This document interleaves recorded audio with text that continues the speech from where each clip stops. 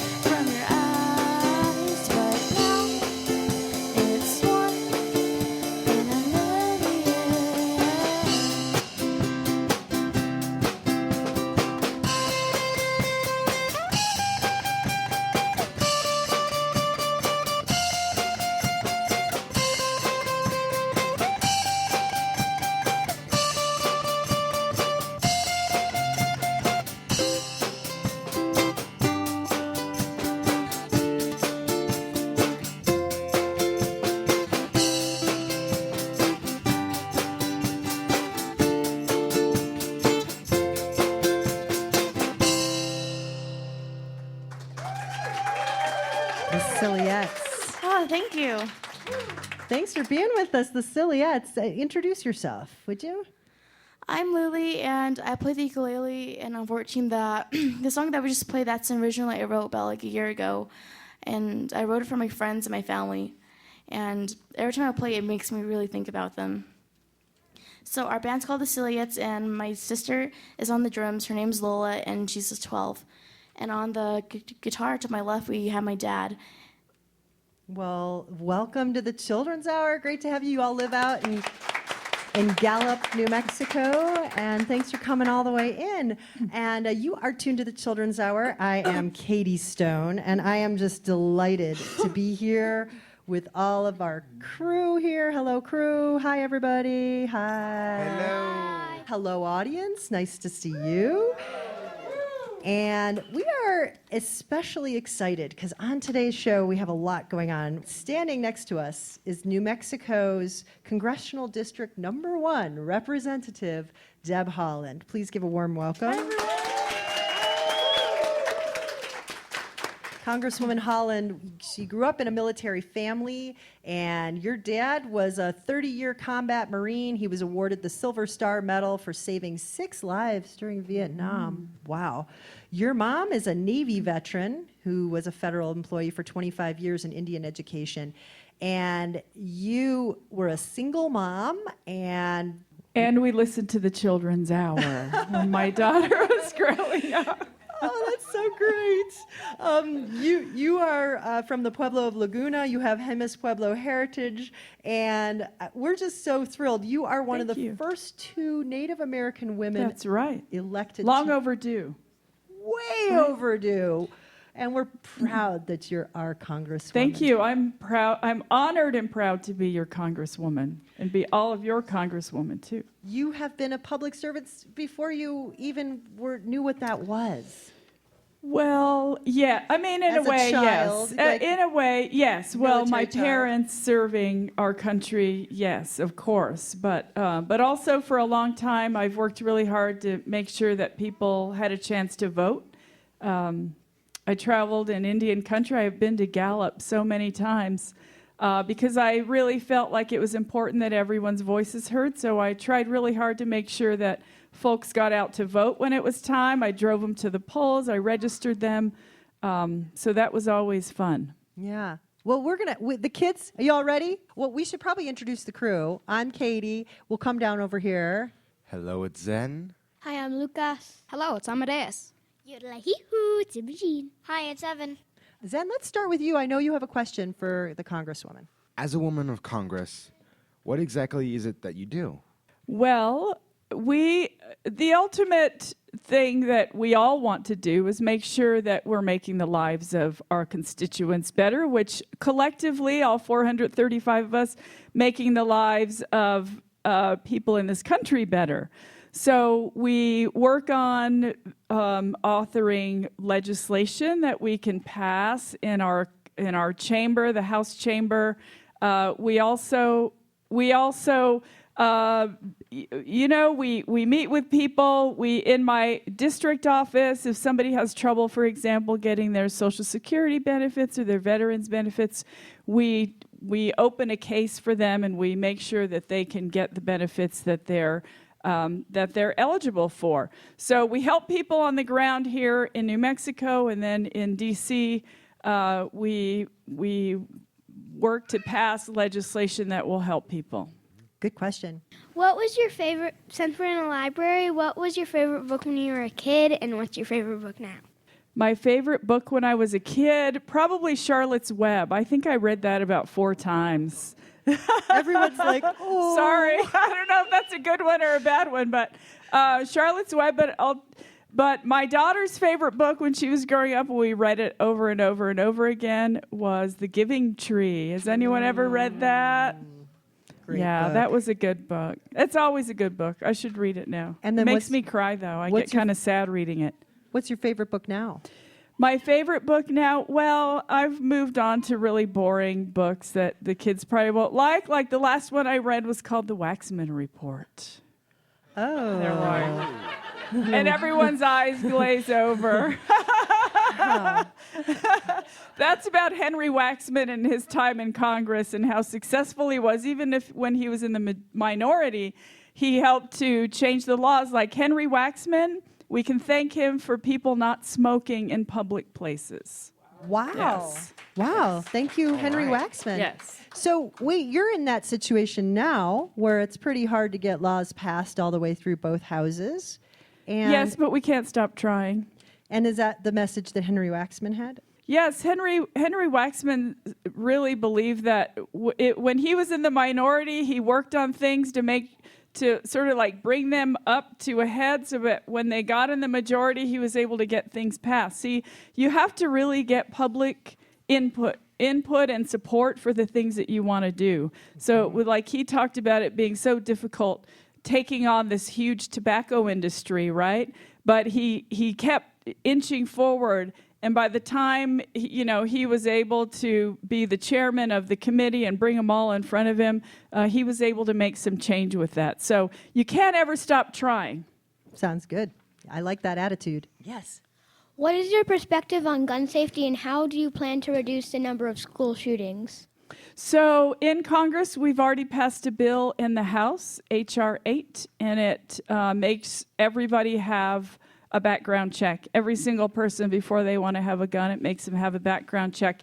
And then there's also another bill that we passed that would increase the waiting period to 10 days instead of 3 days. So there was a shooter who went into a church and shot people, and he was able to get a gun because his address was wrong on his application for his gun license. And because there was a law that says after 3 days, you can still have your gun, even if we don't complete the background check, he was able to get a gun. So we increased that to 10 days to give everybody time to make sure that they're looking at everyone's background so that if they shouldn't have a gun, then they don't get a gun. But those are two good laws that we passed this time around, and hoping that the U.S. Senate will bring them to the floor so they can pass those laws in the Senate, because I really care about kids and I don't want any student being afraid to go to school. What's your favorite part of the job? My favorite part of the job really is talking with people. I meet some wonderful, wonderful people in my job, and I'll give you an example of one. A doctor who I met, he came into my office. His name is Sanjeev Arora, and he started the ECHO program. It's this ECHO program that can help people all over the world. Even if the doctor isn't right there in front of you, he can still help you using modern technology and community partners. And so he was really, he's a very smart man, but he cares about people. And when I met him, it was a really great day.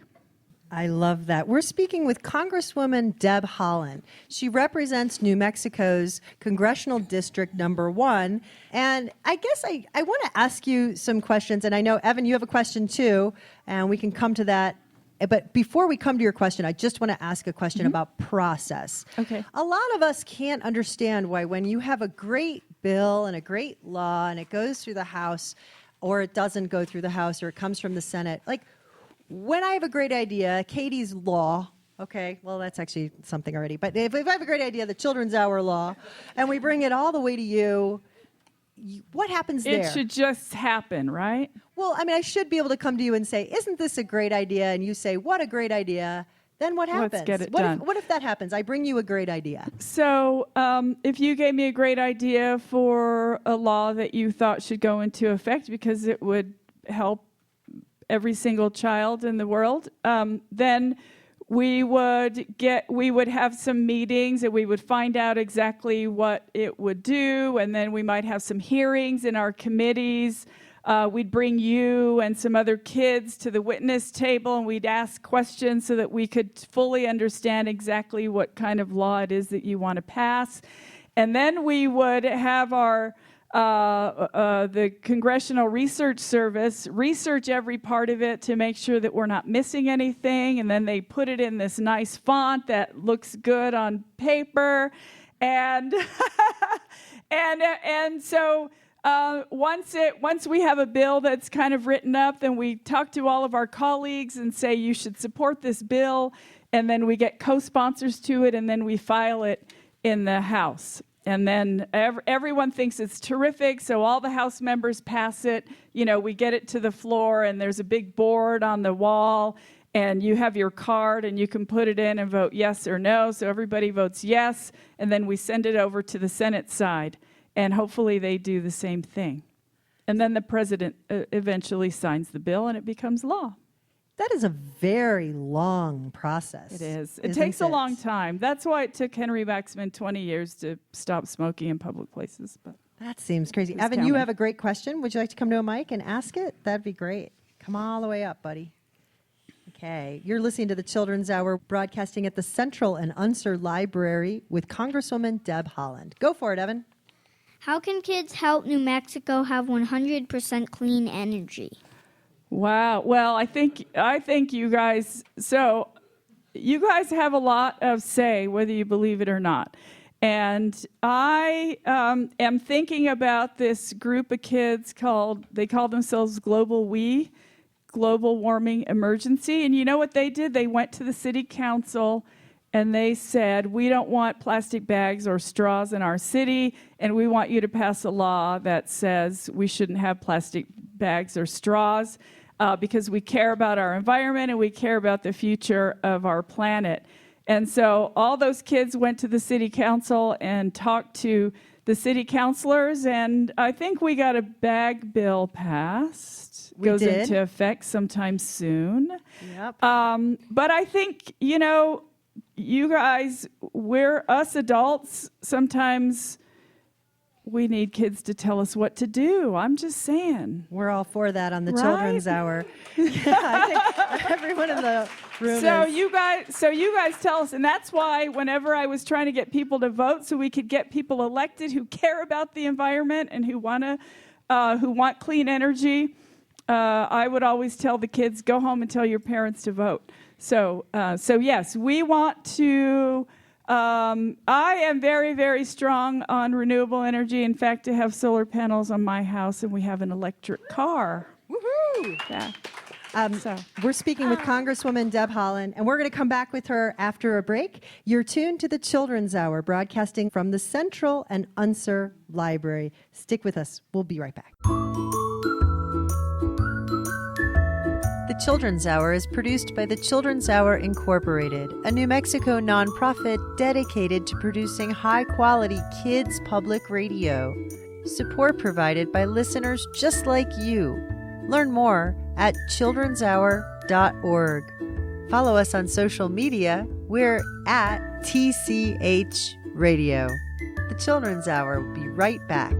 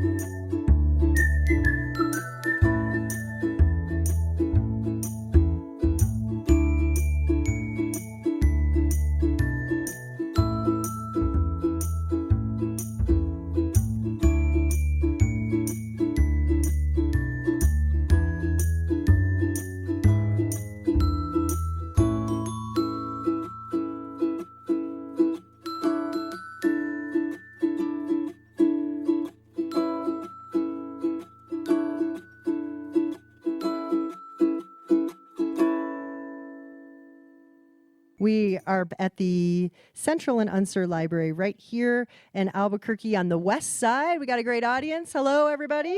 Great to have you here. And we also have Congresswoman Deb Haaland, who has taken so graciously the time to come on the Children's Hour. Thank you. Thank you. Thanks for letting us just ask you a bajillion questions. Imogene, you're burning with a question. Go for it. I have two things. One, so my sister, she is in a group called Earth Guardians, and she helps with the plastic bag ban. Great. And what is going on currently? In Congress with respect to like climate change and the environment and things like that? So one thing is that myself and Congressman Ben Ray Lujan and Congresswoman Xochitl Torres-Small, we all co-sponsored a bill to protect Chaco Canyon from drilling. Wow. Yay! So for those, Yay! for people So- listening around the country who have no idea what Chaco Canyon is a National Historic Park, I believe the designation is, and it's in northwestern New Mexico. And it's my ancestral homeland. The Pueblo Indians lived there centuries and centuries ago, and they built these big, beautiful structures. And now any of you can go see it, and just think about what it was like for Native Americans from centuries and centuries ago to live and work and play there. And so we want to make sure that we're protecting it for all you guys and kids who aren't actually born yet. We don't want fracking and drilling in that area. We want to keep it very nice. And I'll tell you, because it's my ancestral homeland, I care deeply about it, but it belongs to all New Mexicans, and so that's why we want to protect it. Yeah, thank you for doing that. We needed that. And it is a World Heritage Site, too, just Thank like you. Babylon was just created as a World Heritage Site. So it is really a treasure for everyone on the planet, Chaco Yes. Canyon. Yes. And can't recommend enough going hiking in Chaco Canyon with kids, because it is a lot of fun. The doorways in the little rooms are like kid size, so it's kind of fun. Yes, yes. Yeah, really. Okay, go ahead, Zen. What other really important things are you working on up there in Congress? Well, I'd like to think that every single thing I work on is important, but I'll tell you one. This'll make all your parents happy. We recently filed a bill, a universal child care bill, that will help people to have child care. So I'll tell you, as a single mom, when I was raising my daughter, it was really hard because I couldn't afford child care. So I had to always consider that when I was working or doing anything, in fact. So we feel like if we pass a universal child care bill in both houses, the House and the Senate, and the President signs it, that it will help millions and millions of kids and parents to be able to afford child care so that they can go to school or get the job they want or just do other things. Because in part of that child care bill, it has an educational component so that it's early childhood education also, and it works with local child care entities. But I think that would change people's lives and for the better. And so that's one big thing that I'm working on that I'll be getting a lot of support for. So child care, that is so important. Other countries offer that for kids and for working parents. And so it's really time the United States caught up. Thank you for doing that. Indeed. And of course, we're working to make sure that everybody can have health care too. And that's really important to kids. It is. Yeah, go ahead, Imogene. What's the hardest part of your job? Besides walking 7 miles a day? Yes. I just showed her my shoes. They're worn out from all the walking I do there. The hardest part of my job is, sometimes it's a little frustrating, right? Like you really, really, I'll tell you, the House passed a bunch of bills, like good bills, bipartisan bills, that would help a lot of people, and they're kind of just sitting over in the Senate not doing anything. So we would really like those bills to get on the Senate floor so that they can pass the Senate also, because sometimes it's a little frustrating to work really hard, and then you're moving forward, and then all of a sudden everything stops. So we'd like it to keep going. We'd like things to keep going, and I think that would be really good for all you guys.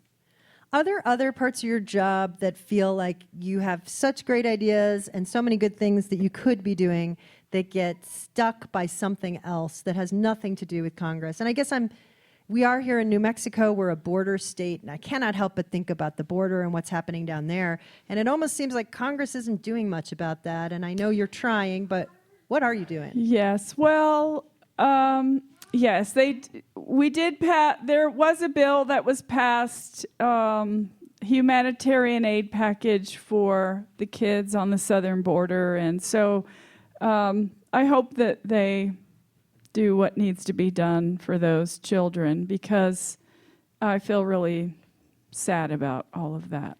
Yeah, we do too. We do too. But in other news, you are working on pretty amazing initiatives for Native American country since you've been in office. Can you talk a little bit about that? So one of them is a Native American business incubator bill that will help Native businesses to get started. And I just feel really strongly that here in New Mexico and here in Albuquerque, small businesses are the backbone of our community here. And if sometimes people don't need a whole bunch of money to get started. They need a little bit of money, and they need a place to get started, perhaps. And so we thought that would be helpful to folks. And of course, there's a really other sad situation here in our country, and they call it the crisis of missing and murdered Indigenous women. So we're working hard on that too, so that every family in our country can feel safe. We love those ideas. We're speaking with Congresswoman Deb Haaland. She's one of the first two ever elected to Congress Native American women in our country. And I think the kids have exhausted all their questions. Any more questions? I know one of the questions that one of the kids who's not here asked me to ask you, which I'm going to get on the table, okay, Congresswoman. How do you live both in New Mexico and in Washington? And if you have pets, how do you handle them? So I have 4 dogs, if you can believe that. I have 4 shelter dogs and 1 res dog, if anyone knows they know what a res dog. The Sillyettes know what a res dog is because they live in Gallup. I have 3 shelter dogs and 1 res dog, and I'm very, very lucky that my significant other takes care of all 4 dogs. He takes them for walks every single day, which I can't do when I'm in Washington, D.C. So let's give him a hand real quick. Right over there. So do you rent an apartment in I DC? rent an apartment. It's very expensive, just throwing that out there. Washington, D.C. is an expensive city to live in. But I'll tell you what, I did not take my car to Washington, D.C. I walk every day to my office, which saves carbon from going into the atmosphere. And I take the metro whenever I have to go somewhere else besides that's not close to Capitol Hill. So it's about a half a mile from my apartment to my office. So I walk there every day. And then I'm just going to put a plug in for water bottles because I'm trying to do zero waste on my cups. So I take my water bottle every day to all my committee hearings and everything like that. And my colleagues are, they're starting to take theirs too. I love it. I love it. One last question from Zen. Let's hear it. So, being a congresswoman, has that affected how people treat you and think of you? Well, I don't think so. I mean, when I see people in the grocery store, they recognize me now. So when it used to take 15 minutes, now it takes 45 minutes. But because I have to say hi to everybody. But it's like I'm a New Mexican, and we're all New Mexicans, and we all care about our state and our city, and we're one big family. So I think they pretty much treat me the same as they always did. Congresswoman Deb Haaland represents New Mexico's Congressional District Number 1, encompassing most of Albuquerque, and I think all of Albuquerque, and a little bit of the surrounding area. Thank you so much for being with us on the Children's Hour. You guys are awesome. I hope I didn't bore you too much. Oh, you didn't at all. Thank you. You sure gotta climb a lot of steps to get to this Capitol building here in Washington. But I wonder who that sad little scrap of paper is. I'm just a bill, yes, I'm only a bill, and I'm sitting here on Capitol Hill. Well, it's a long, long journey to the capital city. It's a long, long wait while I'm sitting in committee, but I know I'll be along someday. At least I hope and pray that I will, but today I am still just a bill. Gee, Bill, you certainly have a lot of patience and courage. Well, I got this far. When I started out, I wasn't a bill at all. I was just an idea. You see, some folks back home decided they wanted to pass a law, so they called their local congressman. And he said, "You're right, there ought to be a law." Then he sat down, wrote me out, and introduced me to Congress. And I became a bill, and I'll remain a bill until they decide to make me a law. I'm just a bill, yes, I'm only a bill, and I got as far as Capitol Hill. Well, now I'm stuck in committee, and I'll sit here and wait while a few key congressmen discuss and debate whether they should let me be a law. How I hope and pray that they will, but today I'm still just a bill.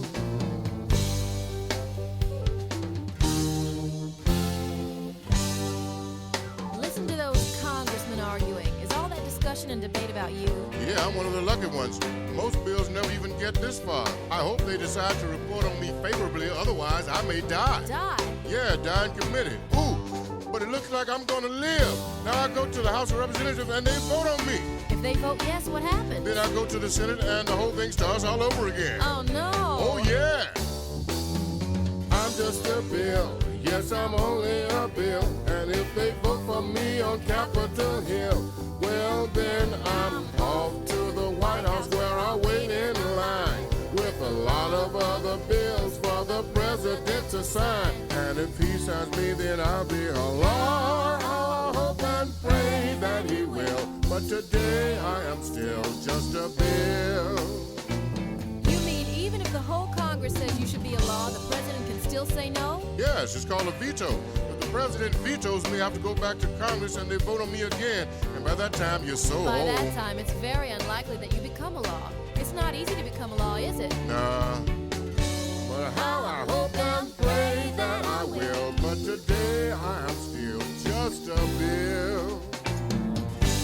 He signed you, Bill. Now you're a law. Right on. Well, we learned it's not that easy, eh? It takes a long time to get a bill to be a law. You are tuned into the Children's Hour. I'm Katie Stone, and here with a lot of great people at the Central and Unser Library. Hi, everybody. Nice crowd here, lots of kids. And Mary Sue Hauser, you're the big boss woman here at the Central and Unser Library. I am. You're the boss, and I'm so happy you're with us. You're a librarian. I am. And we can't wait to talk to you more. So we have a lot of questions for you.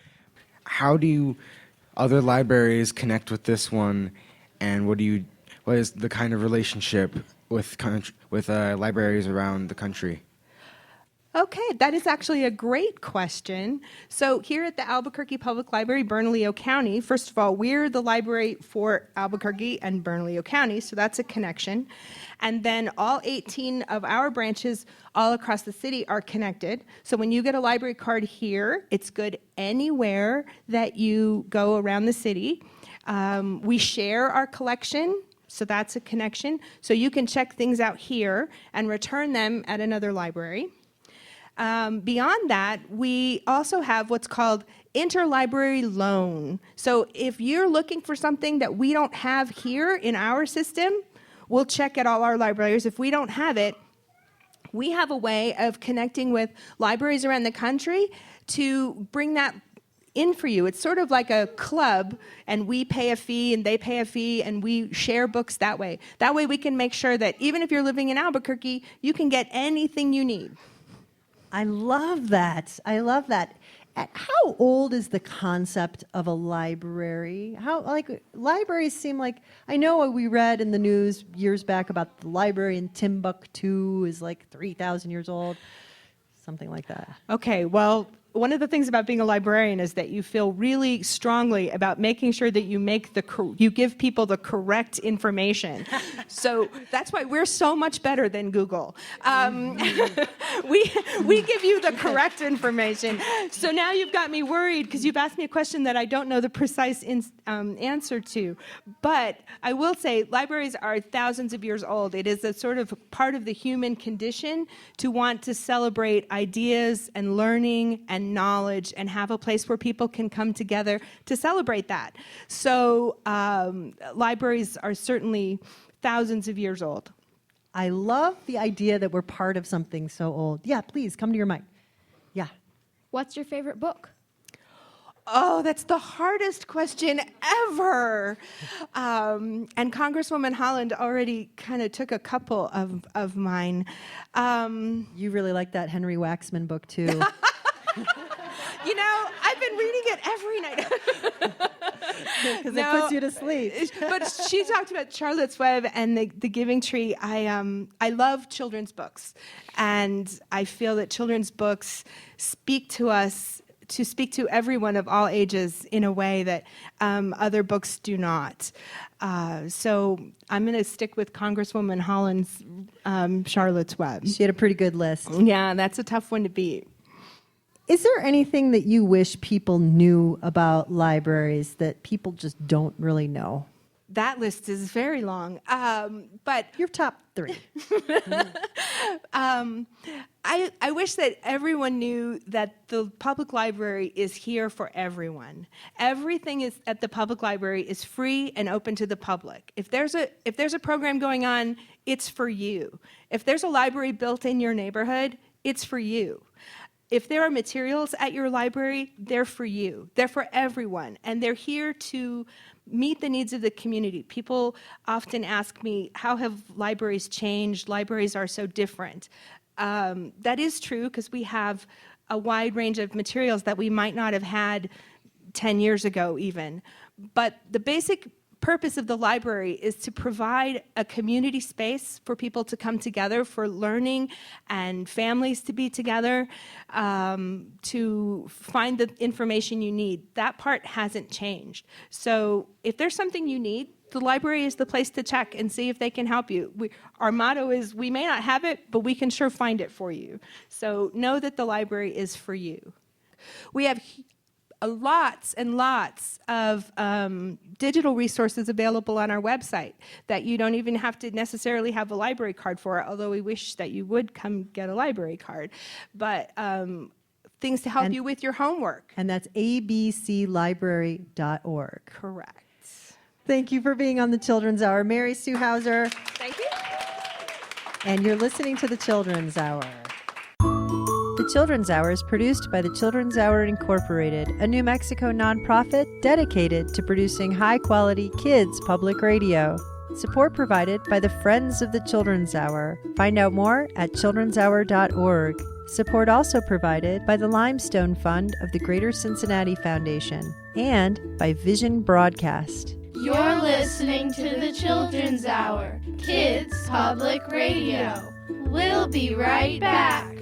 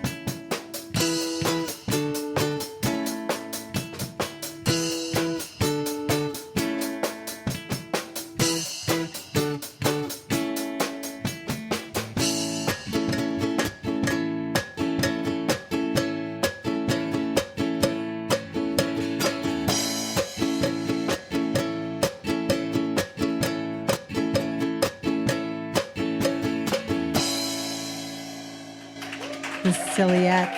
Oh, thank you. What was that song? Tell us about it. That song's called Yellow. That song I wrote it for Ashlyn Mike, the one who was murdered up in Shiprock. That was so sad when that happened, and I love that you have a tribute to her. You all are from Gallup, and you've told the audience before, but in case folks are just tuning in, you're a kids band. You're 14, Yeah, I'm 14 now. and your sister She's 12. 12. Amazing. You guys have been playing together how long? For about 3 years. Fantastic. I know you have a lot more music to play. It's almost. Do you play all originals? Not all versions. I do covers too. Oh, cool. What are you going to play for us next? This next song is a cover. This is called Diana. It's an old song.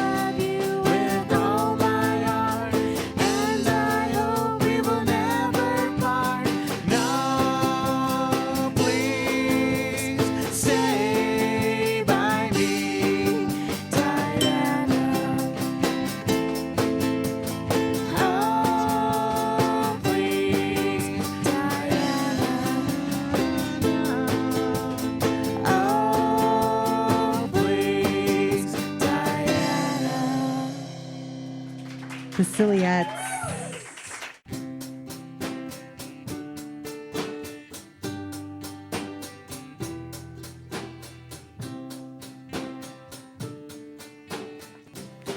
The Children's Hour is written and produced by Katie Stone with help from all of us on the kids crew.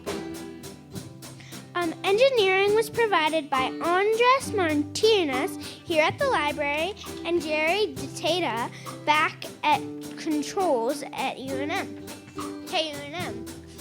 Julia Wolf, Kyan Allen, and Leela Allen handle our social media feeds, which you can find at TCH Radio on Instagram, Facebook, and Twitter.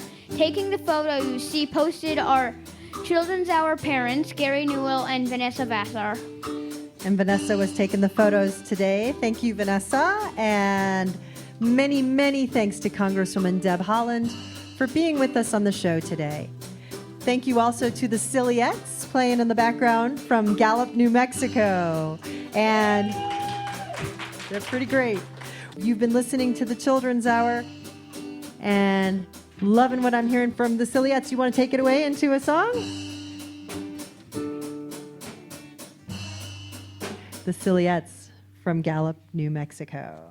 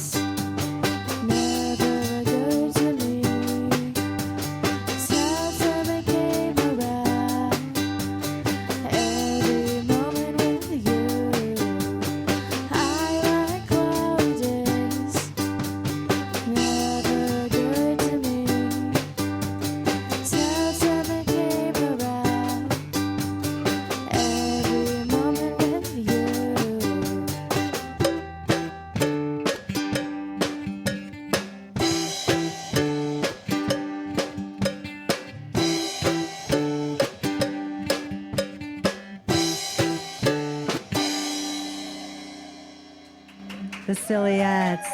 Oh, thank you. Right here on the Children's Hour. Thank you for being with us. We sure loved having you.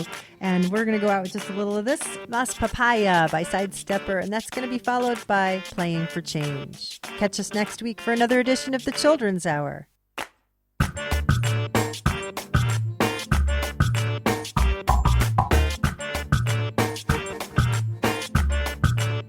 No me pidas que me quede esperando, no me pidas que me esconda y me vaya, no me digas que mejor que me aguante, para ver si la cabeza me talla.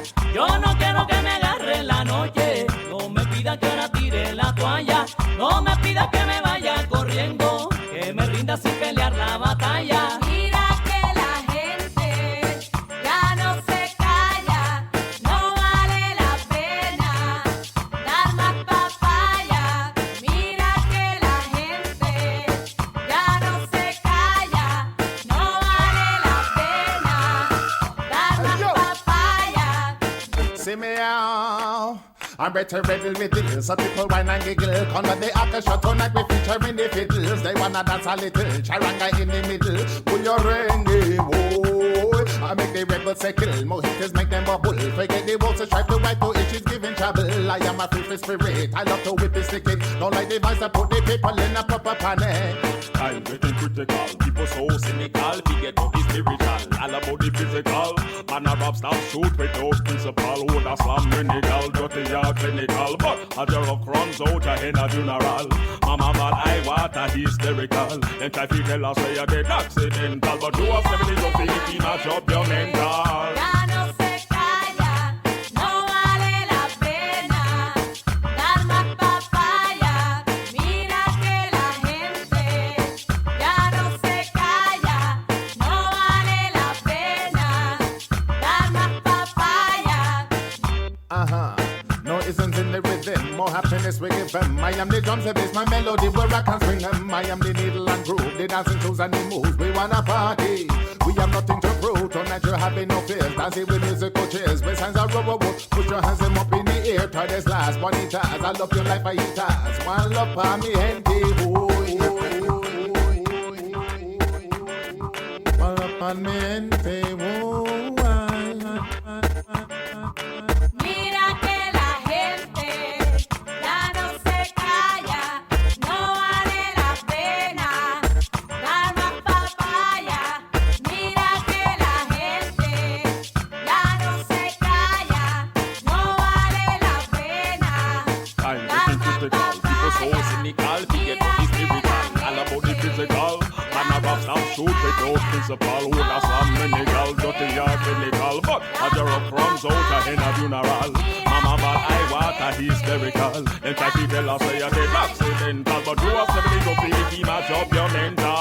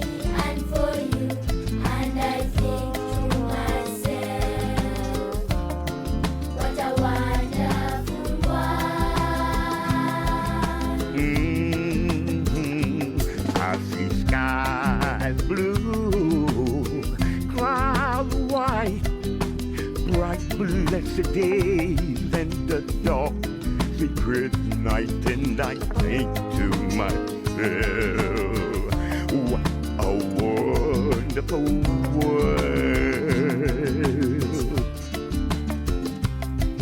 The colors of the rainbow, so pretty in the sky, are also on the faces of people going by. I see friends shaking hands, saying, how do you do? They're really saying, I love you.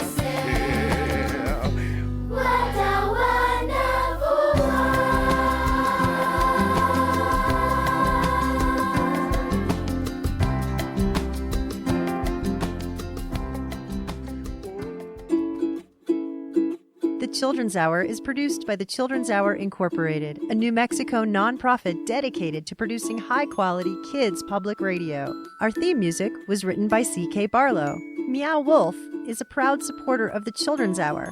Meow Wolf believes that engaging educational content is one of the best ways to fuel a child's imagination, and that's truly a powerful thing. We'll be back next week with another edition of The Children's Hour, Kids Public Radio.